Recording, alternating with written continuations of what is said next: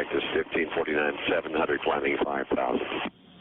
This is Cactus 1539, hit birds, lost thrust on both engines, returning back towards LaGuardia. Okay, you need to return to LaGuardia. Turn left heading up 220. We're unable, we may end up in the Hudson. Cactus 1549, radar contact is lost. You also got Newark Airport up at 2 o'clock in about 7 miles. Eagle 54718, turn left heading 210.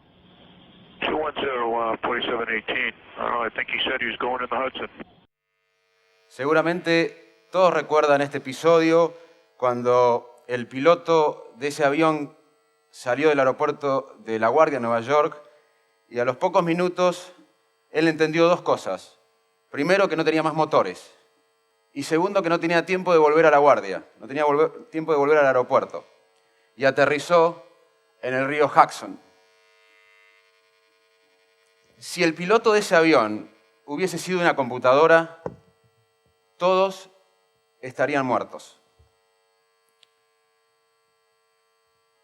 155 personas que estaban en esa máquina salvaron su vida porque el piloto era un ser humano y tenía un cerebro humano. Pero particularmente tenía una área cerebral que se llama lóbulo frontal intacta. Si hay una área del cerebro, el cerebro trabaja en red. Cuando tenemos una función cognitiva se activa casi todo el cerebro, pero hay áreas que son más críticas. Esto lo voy a repetir durante la charla. Si hay un área del cerebro humano que nos relaciona con nuestra identidad, es el área frontal. Lo que nos hace diferente a todo lo que estamos acá hoy. Lo que nos diferencia de las demás especies. Si hay una lesión en la parte posterior del cerebro, que es clave para el proceso de percepción del mundo externo, la persona va a tener seguramente un déficit en percibir el mundo, pero va a ser el mismo.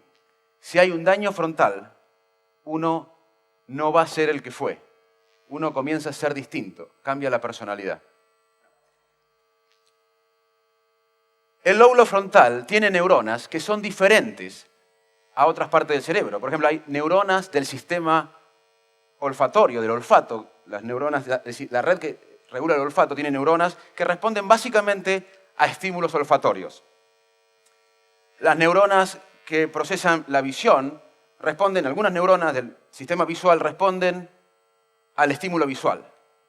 En cambio, como uno esperaría del área más crítica del cerebro humano, las neuronas frontales responden a diferentes cosas según el contexto. Por ejemplo, pueden responder al perro o a un estímulo viendo un gato, dependiendo del contexto.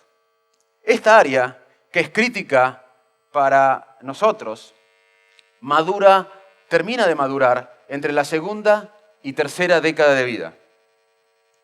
Y tiene una función importante en varias funciones intelectuales y cognitivas. Por ejemplo, la planificación, la toma de decisiones, la memoria, el lenguaje, la interacción social. Mi cerebro está cambiando porque estoy acá. Y ustedes están cambiando su cerebro porque me escuchan a mí.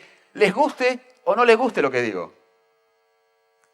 La interacción social cambia nuestro cerebro. Aún en el ascensor, cuando nos miramos con el vecino, tenemos que decirle algo por compromiso, vemos si nos quiere o no. El cerebro se está activando y el del vecino también. No se puede entender un cerebro humano como algo único. Se debe entender como una interacción entre dos cerebros. Si ustedes me apretan el cuello y me dicen, Facundo, ¿cómo resumirías el cerebro humano? Yo diría, bueno, es un órgano social. Y parte de la complejidad del cerebro humano, para muchos investigadores se explica por la complejidad social que nuestra especie ha alcanzado. Y si no creen la complejidad social que hemos alcanzado, miren todo lo que hemos creado. Las sillas, el micrófono, la computadora que no anda, mi camisa, y todo esto que estamos haciendo ahora. Hemos aprendido mucho del lóbulo frontal por pacientes que lamentablemente tuvieron problemas neurológicos o psiquiátricos. Pero también aprendimos por la nueva tecnología, las imágenes. Hoy podemos estudiar el cerebro con aparatos que ven in vivo qué pasa en nuestro cerebro cuando imaginamos, cuando memorizamos. Y la memoria humana no es una sola, hay diferentes tipos de memoria. Hay una memoria de dónde y cuándo. Yo me recibí tal día en tal lugar. Hay una memoria que es una memoria episódica y que hay un área clave que es hipocampo. Hay otra memoria que es la que estoy usando yo ahora, que es memoria online. Yo estoy tratando de decir palabras que no dije unos segundos antes. O también cuando ustedes tienen un número, o yo tengo un número de teléfono en la cabeza, lo marco, hablo con la persona y me olvido. Es una memoria más online. Esta memoria sí tiene mucha dependencia del lóbulo frontal. Pero hay otras memorias que sabíamos por lesiones y por estudios de animales que no eran tan importantes el lóbulo frontal. O la memoria semántica, saber que Montevideo es la capital de Uruguay. No sabemos cuándo aprendimos eso. Esa memoria es un concepto, como que esto es una camisa. Hoy sabemos por las técnicas de imágenes que el lóbulo frontal se activa en todas estas memorias en el humano. Cuando tiene una memoria autobiográfica, una memoria semántica, una memoria online, una memoria episódica, además de otras partes del cerebro que sabíamos por animales y por humanos, hoy sabemos que en vivo el lóbulo frontal juega un rol importante.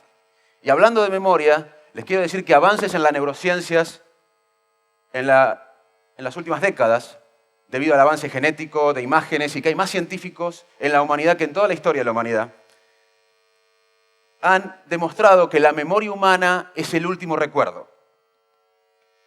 Cuando uno evoca una memoria, se hace inestable. Y cuando la vuelve a guardar, se guarda, y si lo que se guarda coincide con el evento, vamos a recordar el evento tal cual. Pero si cuando se evoca la memoria agregamos cosas y se guarda con diferentes contextos emocionales o situaciones, lo que vamos a recordar la próxima vez no es el hecho que pasó, sino el último recuerdo. Básicamente, repito, pues es un concepto importante. Cuando uno evoca una memoria, la memoria se hace inestable y se vuelve a guardar como cuando uno guarda un documento Word en la computadora. Lo que se guarda es lo que se va a recordar la próxima vez. Si uno hace un viaje de enamorados y uno está más enamorado que otro y lo cuenta 100 veces y el otro lo cuenta 2 porque está poco enamorado, le pasó mal, seguramente el más exacto va a ser el que lo contó 2 veces. Porque el que contó 100 veces va a poner cosas en el viaje, emocionales y contexto que no van a tener nada que ver con la realidad. Aprendimos del lóbulo frontal, que es el encargado de planificar, de organizar la conducta temporal del lenguaje, de la emoción y de los aspectos racionales por pacientes. Uno es la lobotomía. La lobotomía es un procedimiento que por suerte no se usa más, pero fue muy popular en Europa, en Estados Unidos, hace décadas. A partir de los 70 cesó la actividad. Básicamente le destruían el lóbulo frontal entrando con un fierrito por el ojo y el fierrito destruía el lóbulo frontal a personas con una depresión incurable en ese momento, con obsesiones que no lo dejaban tener una vida independiente o con dolores intensos. Y había una foto muy expresiva de una persona muy preocupada y después de la cirugía estaba con un habano totalmente liberado. Se le habían acabado las obsesiones, pero había dejado de ser él mismo. Estaba totalmente desinhibido, despreocupado. Y ahí aprendimos, lamentablemente, de lo que sucede con una lesión frontal. También aprendimos sobre lo que pasa con una lesión frontal con un experimento lamentablemente natural que sucedió en Cavendish, un pueblo de Vermont. En Cavendish, Vermont, había una empresa de ferrocarril que estaba construyendo el ferrocarril y un capataz, Phineas Gage, era muy obsesivo. Llegaba temprano a trabajar, se iba último, todo el mundo confiaba en la palabra de él, los jefes en la empresa confiaban en él, los obreros que dependían de él estaban muy contentos, una persona muy confiable, hasta que un fierro por una explosión de una mina le atravesó el lóbulo frontal. Lo llevan, el fierro salió, o sea, no quedó incrustado. Básicamente esta parte del cerebro había desaparecido. Lo llevan a Boston, hoy el fierro está en el hospital de Harvard, es un caso muy famoso, no estoy violando ni una confidencialidad médica. Todos los datos que voy a decir fueron muy difundidos en los medios, internacionalmente, científicos y no científicos. Phineas Gage llega al hospital de Boston, primero consciente, segundo hablando perfectamente, memorizando todo lo que pasó. A la semana se va de alta, con un agujero en la parte anterior del cerebro. Los círculos médicos de Boston se preguntaban, ¿para qué sirve esa parte? Porque Phineas Gage salió de alta con la misma inteligencia, el coeficiente intelectual. La ciencia no puede medir toda la inteligencia, no se puede medir el humor, la ironía, la valentía, pero se puede medir algunos aspectos de la inteligencia analítica. Esa inteligencia analítica estaba preservada en Gage. El lenguaje estaba preservado, las memorias estaban preservadas, la atención estaba preservada, las funciones visoespaciales estaban preservadas, no tenía ningún déficit motor. Entonces la gente, los médicos en Boston decían, ¿para qué sirve esta zona del cerebro? Al tiempo se dieron cuenta, Phineas Gage se puso totalmente desinhibido, empezó a tomar decisiones financieras en contra de uno, de él mismo, decisiones sociales, laborales, familiares. Yo no quiero hacer un juicio moral de qué está bien en toma de decisiones y qué está mal, pero si uno claramente tomaba decisiones ventajosas en su vida previo a un accidente y luego del accidente empieza a tomar decisiones que juegan en contra de uno en el aspecto social, laboral y familiar, claramente hay un déficit de toma de decisiones. Lo curioso es que ese déficit en Phineas Gage no pudo ser explicado por la razón, porque perdió la razón, porque el intelecto, la parte intelectual, la memoria, la atención, la inteligencia, el lenguaje estaba intacto. ¿Y qué pasó? Es que el fierro atravesó la zona frontal, que cumple otra función, además de todas las que le dije antes, que es regular la emoción y lo racional. El lóbulo frontal es el que se encarga a nuestro cerebro de adaptar socialmente los impulsos innatos que todos tenemos. Todos queremos devolver una piña a alguien si nos pega de sorpresa, todos, pero algunos no lo hacen. Todos queremos acercarnos al estímulo sexual, todos. Y todos queremos decirle a una persona que es molesta o mentirosa o cínica que es un mentiroso y un cínico. Y eso es lo que las personas con daño frontal hacen.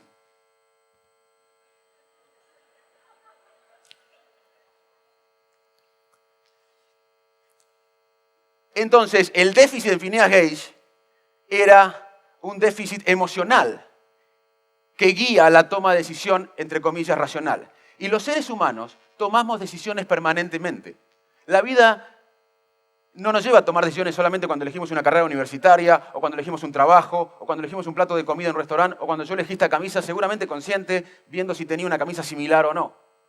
Obviamente que esas decisiones son conscientes y tenemos muchas decisiones conscientes, pero vivimos tomando decisiones. ¿Cómo te llamas vos? Mercedes está tomando decisiones en este momento. Mirarme a mí o mirar la pantalla. Mirar al Señor. Pensar qué estoy diciendo o pensar que va a comer más tarde. Vivimos tomando decisiones y el cerebro evolutivamente ha desarrollado un mecanismo de toma de decisiones donde no puede evaluar los pros y las contras permanentemente, porque si no tenemos tiempo para hacer todas las decisiones que tomamos. Porque tomar decisiones no es solamente elegir un plato de comida o una camisa o una carrera universitaria. La toma de decisiones es permanente. Entonces, el cerebro humano ha desarrollado evolutivamente un mecanismo automático, muchas veces no consciente, que incorpora el contexto que cambia, como pasó acá en esta charla. Yo pensé que tenía déficit frontal hasta esta charla, pero ando bastante bien. Cambió el contexto y yo me pude adaptar al contexto. Lo mismo que el piloto del avión. La toma de decisión humana no es un proceso lógico ni computacional, sino que está guiado por las emociones. Pacientes como Phineas Gage tienen lo que se llama miopía del futuro. Phineas Gage sabía que estaba bien y que estaba mal. Sabía que las decisiones que tomó no lo admitieron en el trabajo. Él sabía, los pacientes frontales saben que está bien y está mal. No es un problema de conocimiento. Sin embargo, eligen el riesgo, la recompensa inmediata. Por eso muchas veces en la neurobiología decimos que estos pacientes tienen miopía del futuro. No pueden resistir la tentación inmediata, aunque esa tentación inmediata sea perjudicial en el largo plazo. Y esta teoría de la biología, de la toma de decisiones, está dando luz a entender algunos aspectos, no todos, porque son fenómenos multifactoriales y complejos, pero la obesidad. Todos vamos al supermercado, hay un tarro de helado y algunos no pueden resistir comerlo, a pesar de que saben que van a aumentar 500 calorías a la tarde o a la mañana siguiente, o inmediatamente después de comerlo. Lo mismo pasa con la adicción severa a las drogas o con el juego patológico. El juego patológico no es el que juega a veces el casino, sino el que no puede vivir sin jugar. Hay un caso de un paciente mío que tenía la plata para la luna de miel que había juntado durante meses y el día anterior al casamiento se la jugó. Claramente no vio el futuro, que la mujer lo iba a matar, básicamente. Vamos a escuchar un poco de música ahora y les voy a contar qué tiene que ver esto con el lóbulo frontal.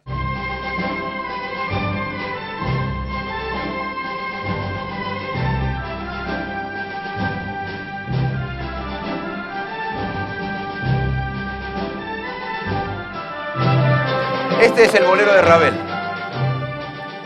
Ravel lamentablemente sufrió una enfermedad que afectaba el sistema frontal. Esto está bastante evidenciado en la literatura médica. Y muchos investigadores crean la hipótesis de que parte de su obra artística fue influenciada por su enfermedad frontal, porque los frontales también perseveran, son como piñón fijo muchas veces, no pueden tener esa flexibilidad cognitiva que es necesaria para sobrevivir. Se cree que el bolero, inclusive, la melodía se repite como 17 veces, y se cree que algunos investigadores en papers científicos, en literatura científica, tienen la hipótesis de que la enfermedad afectó, lo cual ven que la perseveración, o sea, ser piñón fijo, cuando uno es un genio es agradable, el asunto es cuando uno persevera y no es un genio. Se creía que el lóbulo frontal era más grande en los humanos que en otras especies. Hoy sabemos que no. Hoy sabemos que parte de la complejidad frontal quizás sería por las conexiones cerebrales, no tanto por el tamaño del lóbulo frontal. Este es un estudio que hicimos cuando yo vivía en Inglaterra, en Cambridge, para que vean que hubo muchos Phineas Gage en la historia. Este es un grupo de 30 pacientes que estudiamos como Phineas Gage, o sea que no es que la neurobiología hace una regla de un caso, sino que hay muchísimos laboratorios en el mundo que por décadas han estudiado el fenómeno que originalmente se vio en Gage. Y la lesión frontal no solo se da con una lesión, con un fierro, con un accidente vascular. Esto es una enfermedad degenerativa, como el Alzheimer, pero en vez de afectar el hipocampo que regula la memoria, afecta al lóbulo frontal degenerativo. Y es un senador americano, esto es foto del New York Times, un senador americano por Nuevo México que renunció al cargo teniendo esta patología frontal. Pero lo interesante es que la mayoría no se daba cuenta, porque lo que se afectaba no era como el Alzheimer, la memoria o la orientación, era la conducta. Y a veces estos pacientes son más simpáticos.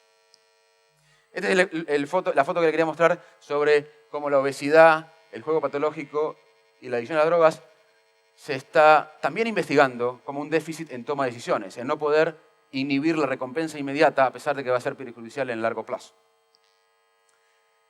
El ser humano contemporáneo cuenta con todos los recursos para resolver muchos de los problemas sociales más urgentes, por ejemplo la pobreza.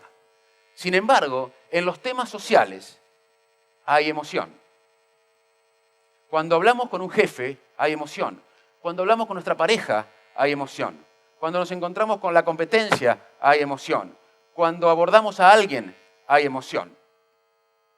Los temas sociales involucran emoción porque tienen implícito poder, sumisión y beneficios personales.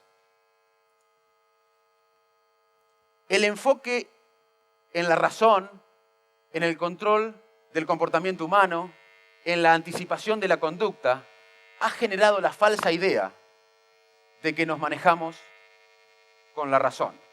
La historia humana